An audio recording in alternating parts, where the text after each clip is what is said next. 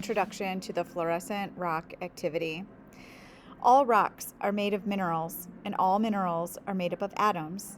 Each atom has smaller particles called protons, neutrons, and electrons. The electrons revolve around the nucleus. The simplified theory of fluorescence is that the ultraviolet energy which strikes the atom in the form of light is absorbed in the electron.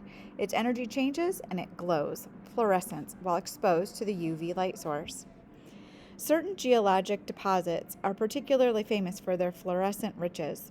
The Sterling Hill mine in New Jersey is one, and the Smithsonian has a display showing what its walls would look like under UV. Rockhounds have found them on the shores of all 5 Great Lakes, for instance, and in Minnesota, Wisconsin, and Sault Ste. Marie, Ontario, on railroad beds, farm field, gravel pits, driveways, and even the landscaped areas at McDonald's and Walmart. Today, your question is it possible to find a rock with fluorescence in Laingsburg? Please write your hypothesis here. Remember, it starts with the words I think. Materials today, you'll have a UV light and a fluorescent rock set. Your procedure is to, number 1, look at each specimen under UV light and record your observations. Number 2, compare your observations to the data table below. So here's the data table of all of the samples you'll be looking at and the possible color that might show up under the ultraviolet rays. Okay?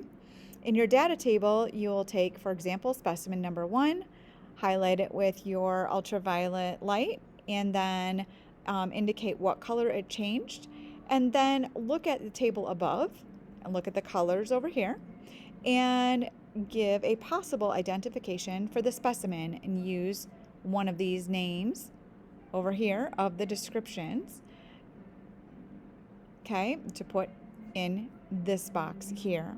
Make sure you're taking good notes and you can read your own handwriting. When you're done, make sure that you test your own rock and see if it fluoresces.